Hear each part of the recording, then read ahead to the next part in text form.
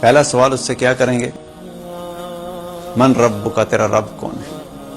دوسرا سوال اس سے کیا کریں گے؟ من نبی کا، تیرا نبی کون ہے؟ تیسرا سوال اس سے کیا ہوگا؟ ما دین کا، تیرا دین کیا ہے؟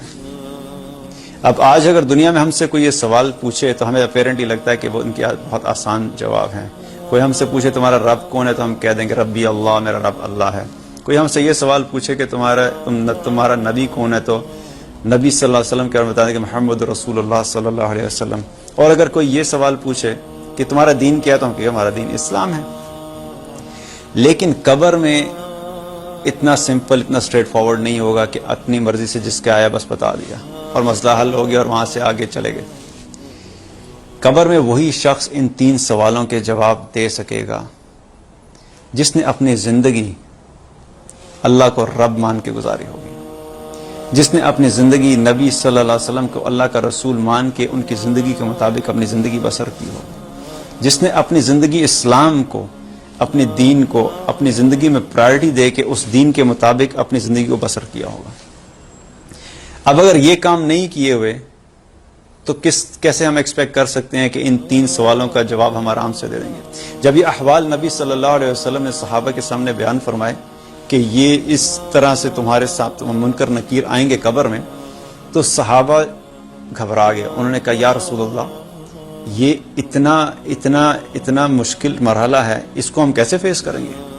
ہم لوگ کیسے اس کو ان سوالوں کے جواب دے سکیں گے؟ تو نبی صلی اللہ علیہ وسلم نے قرآن کی آیت ان کو تلاوت کر کے فرمائی، یثبت اللہ الذین آمنوا بالقول ثابت فی الحیات الدنیا وفی الآخرہ۔ اللہ تعالیٰ اہل ایمان کو کلمے کی برکت سے، کلمے پہ قائم رہنے کی وجہ سے دنیا میں بھی ثابت قدم رکھتا ہے اور آخرت میں بھی ثابت قدم رکھے گا۔ یہ کلمہ توحید ایسا ہے کہ جو شخص اپنی زندگی کلمہ توحید کے مطابق بسر کرے گا، اللہ تعالیٰ اس کو دنیا میں بھی ثابت قدم رکھے گا اور آخرت میں بھی ثابت قدم رکھے گا۔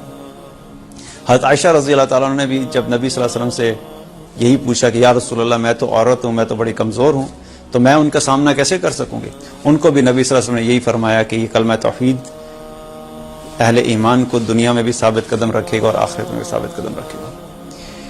اب یہ سوالوں کا سلسلہ جب ہو جائے گا تو ایک وہ شخص ہوگا جو ان کا صحیح جواب دے دے گا اور ایک وہ ہوگا جو ناکام ہو جائے گا۔ جو شخص صحیح جواب دے دے گا، منکر نکیر اس سے چوتھا سوال بھی کریں گے۔ چوتھا سوال یہ کریں گے، ما یدری کا، کہ یہ تینوں سوالوں کا جواب تمہیں کیسے پتہ لگا؟ ما یدری کا، تمہیں کیسے معلوم ہوا کہ یہ 3 سوالوں کا جواب یہ ہوگا؟ تو اب وہ جو آگے سے جواب دے گا وہ اتنا امپورٹنٹ ہے کہ اس جواب میں ہمارے لیے اس چیز کا آنسر ہے کہ ہمیں وہ کیا چیز کر کے اس دنیا سے جانا چاہیے کہ ہم قبر میں اللہ تعالیٰ کی مدد اور اللہ تعالیٰ کی رحمت سے ثابت قدم رہ سکیں اور ان 3 سوالوں کا جواب صحیح طریقے سے دے سکیں۔ جب اس سے وہ پوچھیں گے کہ تمہیں یہ کیسے پتہ لگا، تو وہ آگے سے ان کو کیا جواب دے گا؟ قرأت کتاب اللہ وآمنت بہ وصدقت۔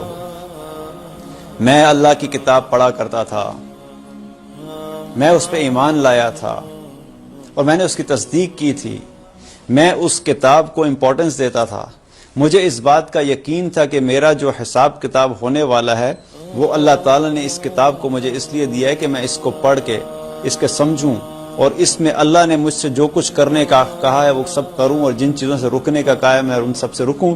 مجھے اس چیز کا یقین تھا، اس لیے میں اس کتاب کے مطابق اپنی تیاری کر کے آیا تھا۔ یہ وہ وجہ ہے کہ اس لیے مجھے آج ان 3 سوالوں کے جواب پاتا ہے۔ اس میں کوئی شک نہیں کہ جب تک اللہ کی رحمت کسی انسان کے ساتھ نہیں ہوگی اس کا کوئی جواب نہیں دیتا۔ لیکن یہ وہ کام ہے جو کہ حدیث میں آتا ہے کہ وہ شخص فرمائے گا کہ میں قرآن پڑھا کرتا تھا، اس کے مطابق میں اس پہ ایمان لایا تھا، اس کی تصدیق کی تھی اور اس کے مطابق میں اپنی زندگی بسر کیا کرتا تھا، اس لیے میں آج ان سوالوں کا جواب دے سکتا۔ اس سے ہمیں کیا پتہ لگتا ہے کہ قرآن ایک ایسی اہم کتاب ہے ایک مسلمان کی زندگی میں، اس کے بغیر ایک مسلمان کی زندگی کا تصور نہیں ہے۔ This is like an oxygen to us, کہ جس طرح آکسیجن کے بغیر زندگی کا تصور نہیں، اس طرح قرآن کے بغیر ایک مسلمان کی زندگی کا کوئی تصور نہیں۔ آج ہمارا ایٹیچیوڈ ٹورڈز قرآن کیا ہے؟ آج ہم قرآن کو کتنا سیریس لیتے ہیں؟ ہم دنیا کی تمام کتابیں پڑھتے ہیں، by the time we are done with our masters MBA جب ہم کر چکے ہوتے ہیں تو 100 سے زیادہ کتابیں پڑھ چکے ہوتے ہیں, 100 سے زیادہ کتابیں پڑھ چکے ہیں. پھر MBA کر کے, آج کل تو MBA کو بھی کوئی نہیں پوچھتا, تو MBA کے بعد ہمیں شوق ہوتا ہے کہ ہم نے MS کرنا ہے, پھر ہم MS کرتے ہیں تو 100 کے بعد اور کتابیں شروع ہو جاتی ہیں, پھر اس پہ بھی تسلی نہیں ہوتی, پھر آپ کہتے ہیں ہم نے PhD کرنا ہے, پھر PhD کرتے ہیں اس پہ اور کتابیں شروع ہو جاتی ہیں, پھر ڈبل PhD کرنا ہے. یہ ساری چیزیں, میں یہ نہیں کہہ رہا کہ دنیا کی تعلیم حاصل کرنا کوئی غلط بات ہے. The point which I am trying to make is کہ ان چیزوں کے اوپر تو ہم اپنی زندگی میں فل ڈیڈیکیشن کے ساتھ 100 سے زیادہ کتابیں سیکھنے کے لیے تیار ہیں, لیکن وہ کتاب جو ہمارے لیے قبر میں کام آئے گی, وہ کتاب جس کے ذریعے سے اللہ تعالیٰ ہمیں قبر میں ثابت قدم رکھے گا, وہ کتاب جس کے ذریعے سے ہم نے وہ جواب جو قبر میں سوال ہم سے ہوں گے اس کے جواب ہمیں پتہ لگنے ہیں, اس کتاب کے ساتھ آج ہم کتنا سیریس ہیں, اس کتاب کو سیکھنے کے معاملے میں ہم کتنا سیریس ہیں, اس کتاب کو ہم روزانہ کھول کے کتنی دفعہ پڑھتے ہیں.